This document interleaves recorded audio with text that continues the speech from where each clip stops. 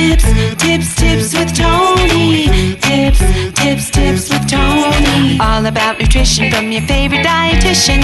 Everything you need to digest in your mind. Tips with Tony. Tips with Tony. Making you healthier one bite at a time. With Tony. Woo. Hello, and welcome to the Tips with Tony podcast. I'm Tony Marinucci, your registered dietitian, helping you get healthy one bite at a time.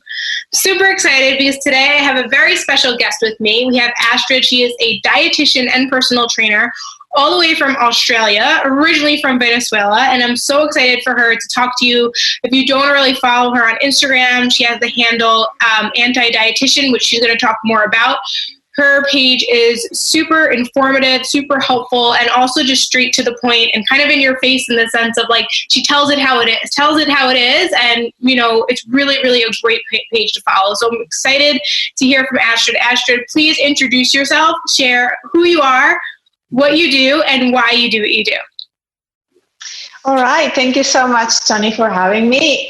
Basically, I'm here doing nutrition because that's something that I think can help so much people, especially in the preventative and like saving so many like unhealthy relationship with food and like improving quality of life. Mm-hmm. I think nutrition is a very important part of humans. And basically that's what I do it. And yeah, you mentioned already that I come from Venezuela, for living in Australia for the past 6 years. And I've been working with a lot of clinical and rehab nutrition. Currently, I've been doing a little bit of that part-time. And I also do my online nutrition coaching, specialized on women, health, PCOS, and all that has to do with like binge eating and improving the relationship with food with like any patient, even like men can be included in that group. But that's basically what I do, and that's my focus, to be succinct and short. Yeah. Well, what made you want to become a dietitian? Well, I think it all comes down to like this common story of a lot of women that they wanted to improve their nutrition, look better. And when I was very young, I was just wanting to look better for my own. And I was in the gym, and I really wanted to see, like, understand why all these personal trainers were writing the same diets and like so restrictive, and like I didn't understand all of that. And kind of, I really want to learn how to create diets that are more sustainable. It has to be another way. Yeah. There has to be something better than that. So I think one of the reasons was to create my own diet for myself to look better. I think that's something that like almost every dietitian, when they decide to study nutrition, is like the main driver. But then you realize there's so much more when you start studying, and then you see the clinical aspects, then you get much involved in like human nutrition and how to understand the psychology behind that. And like there's so much more than then your focus, that rather than being so selfish, start where it was at the beginning, then you start, oh wow, I really care about people. Yeah. And that's what I want to do. So yeah, that's a little bit of my background. Awesome. Well, thank you for sharing that. You mentioned that you help a lot of women with PCOS. So I kind of I've never really spoken deeply about PCOS on my podcast before. So I thought this would be a great topic for us to kind of deep dive into. So if you could just maybe just define what PCOS stands for, and how would someone know if they have it? So PCOS, I guess I really wanted to make it very simple and try to simplify it. And it is a condition that involves it is a little bit of an endocrine disorder, but it is also genetic, largely genetic, and a number of genetic abnormalities appear to be featured in the syndrome. and the syndrome and account for the heterogeneity of the symptoms. So 1 in 10 women can be diagnosed with PCOS during their lives. And even around 20% of women between 10 and 45 years old can be affected by this. So when I see patients with PCOS, the different symptoms and the signs they show can be very, very different amongst them. Some can be very obvious, and you can see pretty much when you see them, they might be having issues with the endocrine system and have some signs of PCOS. And some others don't really show much symptoms, rather than maybe just some insulin resistance, or they might show us signs of insulin resistance, or difficulties to lose weight, or they're already struggling with that issue of losing weight. So potentially that by itself can be just a sign you see when you start talking with them. But there is a specific sort of criteria that you use to diagnose whether you have PCOS or not. And obviously, as a dietitian, you don't do that. Your medical and your doctor would do that, obviously, with a specific test they run. But the Rotterdam criteria has the definition that it is to diagnose whether if you meet 2 out of 3 selection criteria for this PCOS. So either you have rare ovulations or lack of the ovulations, or very irregular menstruations or menstrual cycles. You could have biochemical symptoms of hyperandrogenism, which is like excess of testosterone in your blood, or could be like you actually have a test of you have cysts in your ovaries, so you can see them through an image that is like, or electrosounds that you can see, or echo that you can see that there are cysts in your ovaries. So if you have 2 out of these 3, then you probably have PCOS. There is one caveat here that sometimes I say that you can be working with a patient with PCOS that doesn't have any problems with insulin resistance at all. It's all that something that can be very common, but not necessarily an issue with them. So when we think about the syndrome, it has been found that it can have significant adverse sequelae in how it affects your well-being and your health. There can be some, like, a wide variety of short-term signs and symptoms you can see and experience. For example, we could talk about the issues with your skin, issues with reproduction. You could probably include their mood disturbances, as well as higher risk of suffering of psychological and physiological abnormalities, like dyslipidemia, insulin resistance, impaired glucose tolerance, and difficulties trying to lose weight or just managing your weight. So for the longer term, however, we have, like, these patients can exhibit morbidities like vascular dysfunction or neoplastic, infertility, dysfunctional bleeding, endometrial carcinoma, hypertension, or cardiovascular disease, like a wide range of disorders that can be related as well with mental health. But in this sense, I can always say that the longer term morbidities can also be prevented for the most part, especially if you treat these patients at the very beginning. The only caveat to here that I was thinking about is that a lot of these patients get diagnosed very late in life, or at least that was common before. And obviously in the past few years, PCOS is taking a little bit of a rise, and it has been a little bit more kind of, it is getting more attention. So I think more treatment and more guidelines have been set for diagnosing promptly and a little bit much more earlier this condition. So the earlier you can diagnose this condition, the earlier you can treat it, and obviously the better the quality of life of these patients overall. Right. Yeah. So it's important that, if someone's not getting their period, they get that checked out. If they have any of those symptoms that you just described, just to go to your doctor, just so you know, because the sooner you can intervene, the better. And so we're not really here to talk about the medical interventions, which from my understanding in a little bit is you might be put on birth control or there's other things that can be done. But what you do as a dietitian is you tell people kind of what to eat. Now, I kind of want to just kind of jump right in and just ask you about some of the biggest myths related to PCOS, because you mentioned earlier that what happens with PCOS is insulin resistance. So I know a lot of doctors will tell their patients to monitor their sugar or to have no sugar. And depending on the doctor, some are great, some we know aren't always the best in the way that they deliver information.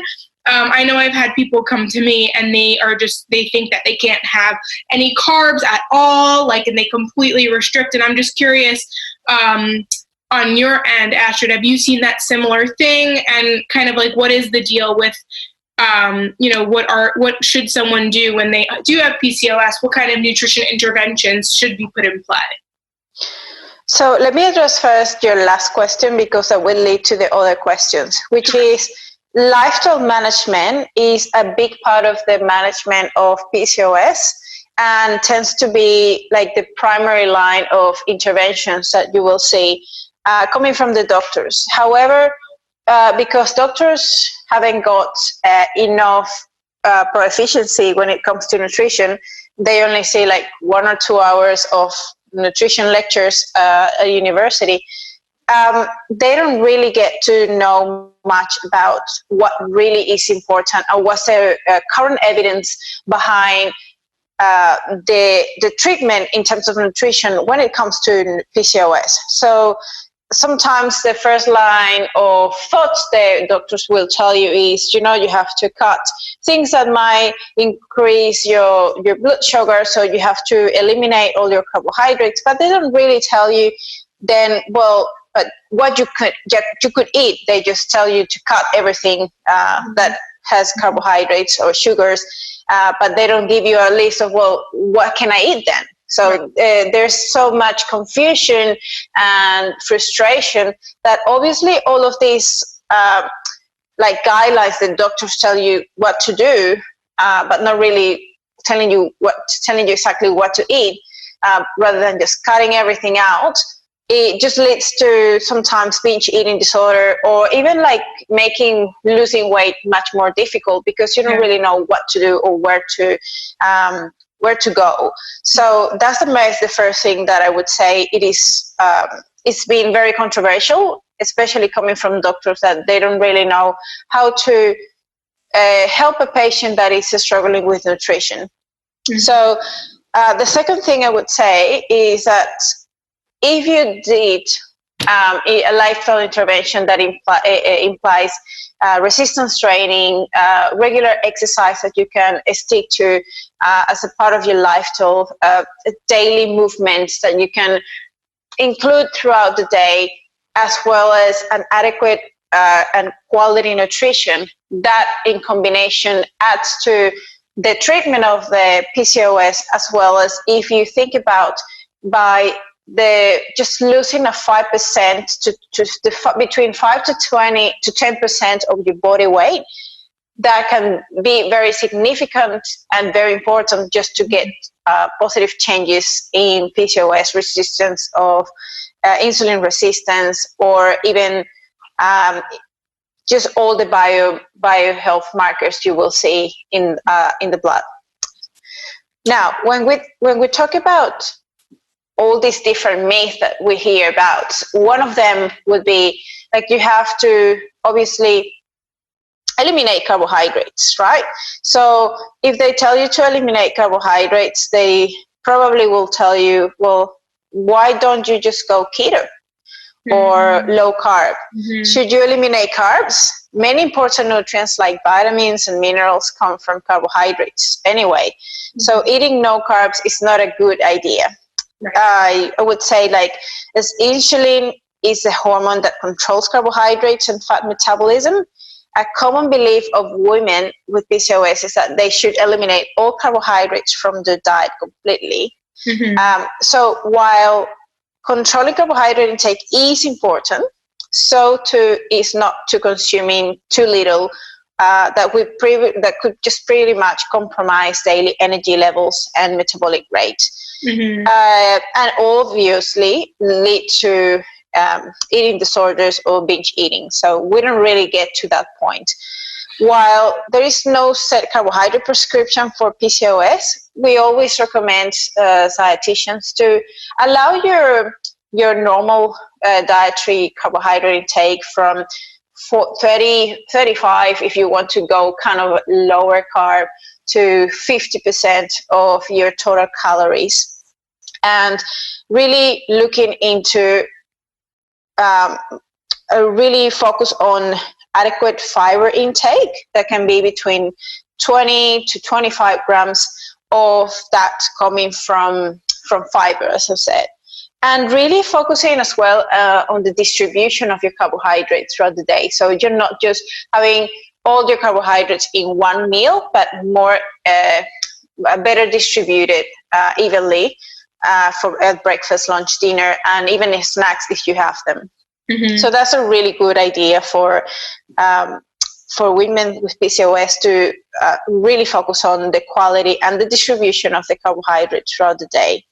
Yeah. So keto is not an option, and I think also the fact that fiber can help in many cases to reduce the excess of estrogen or other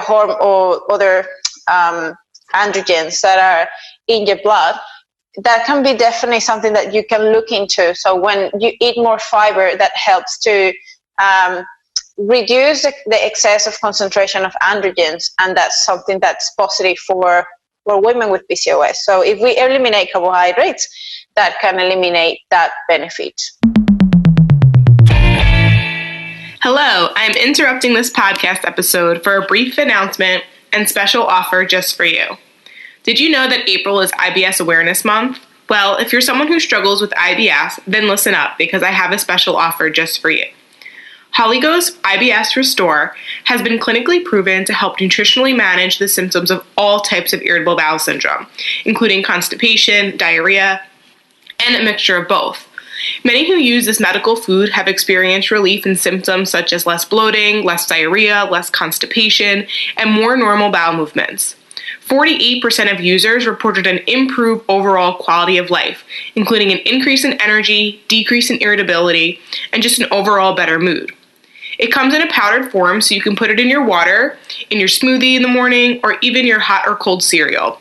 It doesn't have any flavor or coloring, so you won't even notice that it's there, other than beginning to feel symptom relief after adding it to your daily routine for a certain period of time. It doesn't contain gluten, preservatives, GMOs, or soy, and it's free from artificial flavorings, sweeteners, and colorings. This is not like your typical probiotic. Ibs IBS Restore actually contains unique microbiome nutrients called HMOs that fuel the good bacteria that are already in your gut, rather than bringing in some sort of good bacteria that hasn't been there before. So unlike probiotics, which add foreign bacteria to your body, IBS Restore works with your body's own good bacteria.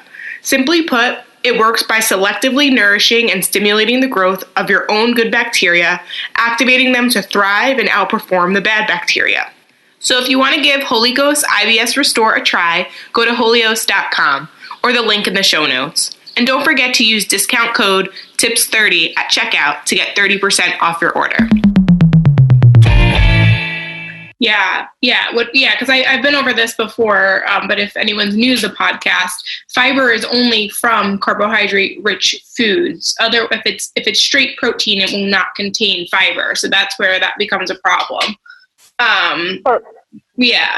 So you mentioned something about hormones, and I one thing I've had a lot of people ask me about is like, you know, they think that they shouldn't have things like milk. You know, they're cautious of like their meats and stuff because and I've covered this before, but it doesn't hurt to go over it again. Like, like, should they be going dairy free because dairy has hormones, or should they be watching the types of meats that they consume? If it's not grass fed, then therefore it's not a good quality source. Like, tell me more about that as it relates to PCOS or in general.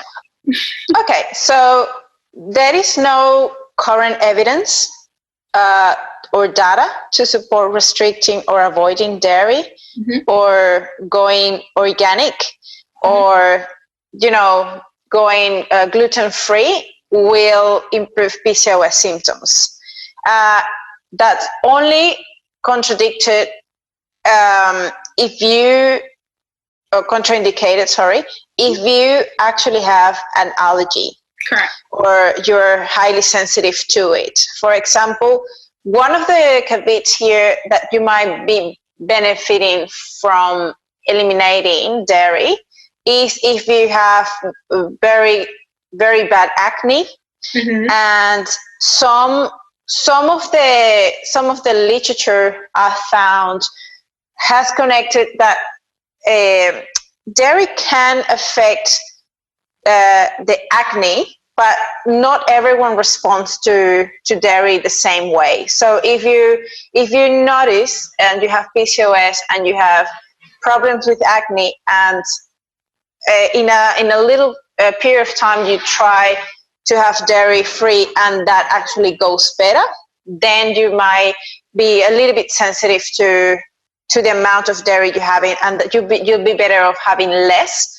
But not necessarily eliminating it, maybe just trying to choose the ones that are lower saturated fat or fat-free. So you can still have them, but without the effect of the saturated fat that comes with these products. But you can definitely find that there is a lot of people saying, well, you have to eliminate gluten. And gluten, again, is not necessarily something that has been backed up by evidence to support that will help you lose weight or help you be symptom-free.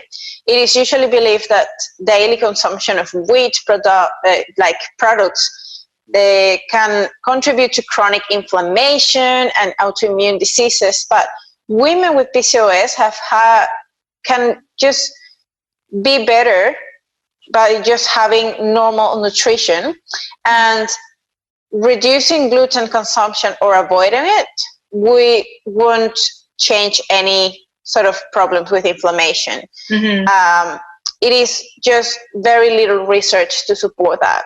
Yeah, thank you for clarifying that. I appreciate that. Yeah. People definitely need to know that. And I think it was interesting too about the dairy with acne. I know that I personally, if I have too much dairy, my skin starts to act up. And I think, like, if anybody doesn't know this yet by listening to my podcast, nutrition is so individualized. So even within a certain disease state or medical condition, even so, there's individualized care. So we have these general recommendations, but you always want to look at the person and treat the person, not the disease, medical, condition or disease state. One thing I would say with the gluten is if you suffer from IBS and you have also PCOS, gluten might be something that if you find out to be you're sensible to it and you eliminate it, that can be a way to get better if you have gluten sensitivity or suffer from IBS. So removing gluten from the diet will reduce symptoms and just will make you feel much better. Yeah. So it is the only caveat I would talk about when we refer to gluten. To remove it from your diet is only if you have an additional IBS issues that just by eliminating the gluten will just result in a lessen of the symptoms and you will feel much better. Right, because it's not related to the PCOS, it's related to the IBS. Correct. So that would make sense. Yeah. Okay, cool. All right. So I make a lot. I'm big on making observations, and as a dietitian, I do stay up to date with research. But I would love to know from you, kind of, have you noticed the correlations between those who have PCOS and also struggle with emotional eating? And I know, we've mentioned some of the symptoms or mood disorders and stuff like that. Do you find this to be true? And if so, like, have you come across any research that supports that? Yes, I definitely can tell you that there is a lot of people with, especially women suffering with PCOS, that they have a very disordered relationship with food, especially coming from all this confusion that the advice is so vague, and rather than being constructive, it's just telling you to cut everything you can, going vegan, going keto, just eliminating food groups. So it leads you to a place of confusion and no idea what to do. And because most of the advice is telling you not to eat certain things, we know from the psychology part of it that if we are told to eliminate things, especially the things we like and we love, and we feel like we are weird people, we are strangers, because everyone can eat this, but I can't because I have PCOS. So PCOS is felt like I have a disease that is just making my life different. I am different. So all of these different things affect you, obviously, emotionally and psychologically, and leads to a long-term disordered relationship with food, because you don't know what to eat, or you have to eliminate carbohydrates. You cannot go with your friends or eat a little bit of pizza or a cake in your birthday, because that's something that is banned because it's bad. So it comes with this dichotomy of, is it either good or bad for me? Because I have PCOS, this is going to harm me because it's bad. So with all of this misinformation, the right thing is going to a dietitian that can really help you understand.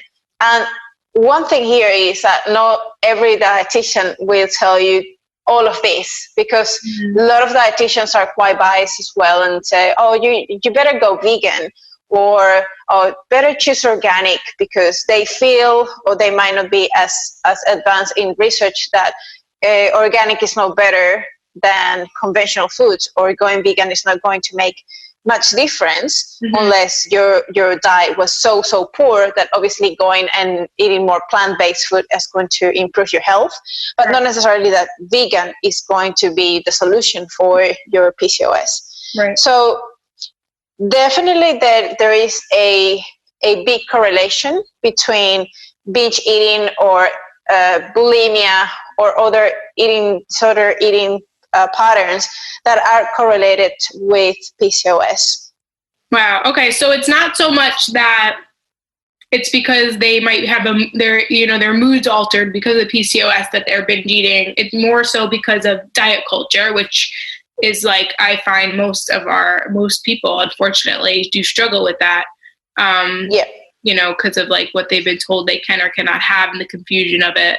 So, okay, wow, that's very interesting. Now, I guess, what big tips do you have for someone who is struggling with maybe emotional eating or binge eating? What are some things that they can do to kind of manage that? So for me, and this is what I do with all my patients, the ones especially that have PCOS, is try to normalize their nutrition, understand what they're going through, and be a bit more than a dietitian, a friend, and obviously understand that they're not alone. Let them know that there are so many people struggling with that we're here to help, and that there is a chance, a high chance that if you just eat normal, you're obviously aware of your carbohydrate intake, you improve the quality of your nutrition, you increase your protein intake, you start doing gentle nutrition, especially advocating for mindfulness, trying to just be a bit more connected and experiencing the pleasure of food when you're eating and slowing down, teaching other skills that can help them not just go and eat whatever, but also ask themselves whether they're hungry or not, if they're emotional, whether food is going to solve the problem, or is it something else that's going on that they could address with a different approach. So you just not give them a meal plan to follow, because that probably is not going to help them very much. If you can help them identify what are the foods they like, what are the foods that are nutritious, what are the foods that will nourish their body, and help them be proactive in selecting what they can have, rather than not telling them just what to eliminate, then there's a much better chance that they will proactively improve their nutrition, their food choices, and they will reduce the likelihood of having an eating disorder if they know they can have moderation, things that they enjoy, they can have a social life, they don't have to feel like they're strangers. As long as they can manage and master the ability of asking themselves questions, be reflective, and allowing themselves to explore the mindful eating. So when they tend to eat, they can ask their questions of whether they are very hungry or whether they're full. How are they feeling at that moment? Is that what they are selecting is because they're bored or they're really hungry? If they're sad, what is going on? So the more you reflect, the better the skills you have to reflect on those aspects, the better you can respond to it in an episode of like binge eating episode, or when you have the urge. Then when you have these skills, you can stop and ask yourself these questions, and maybe find out that you can use other strategies that are not necessarily food related that can help you to feel better.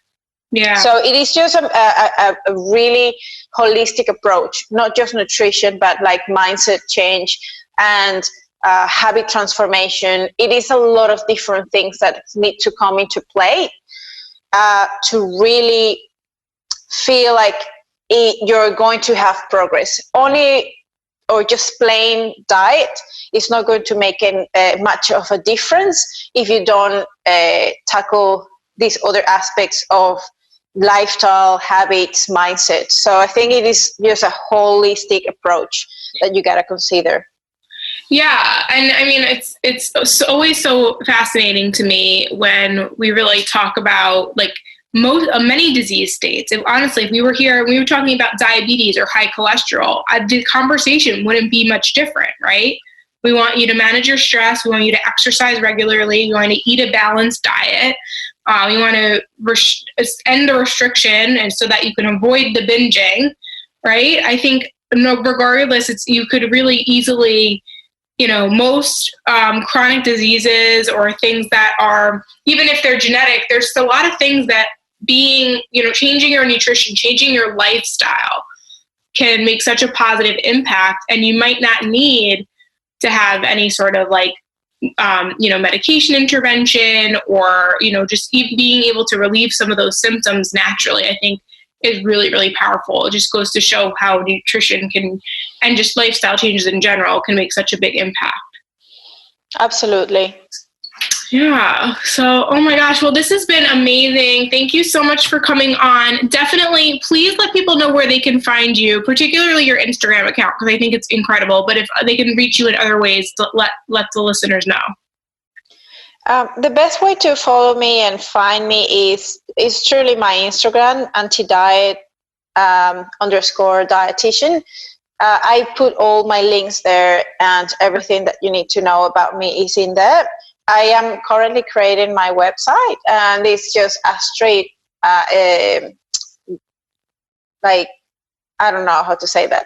Astrid, slash or something dietitian. I am not too sure yet how I'm going to make it yet, but it is in the development. So at the moment, just my IG should be perfect for you guys to know where I am and to dig in my content, which is something I'm really proud of. I'm really good. You do such a great job. Such a great job. Thank you so much. You're welcome. Yeah, guys, you definitely need to follow her. So informative, educational, real, honest, like it's just so good. So good. Is there anything that you want to add? I would just say, if you have PCOS or you struggle with binge eating, really try to focus on the big picture and try to find help with someone that can really shorten the pathway and make you feel much better quicker. Because sometimes we think that we can handle this by ourselves, and it is just not very smart, especially if we don't have the skills to do it. And sometimes having a coach can be really helpful to just make sure we're doing the right things and just grow. We grow a lot when we have someone that can use a holistic approach and just let us know and make us see a little bit more far away, that something that we wouldn't probably see with our current situation. Like if we are overwhelmed and worried, it is really difficult to even thinking about, I don't know, mindful eating or stopping for a moment and reflecting how I am feeling at the moment. So these things are obviously coming from someone that can see that from the outside and help you get through that in a much smoother and better way.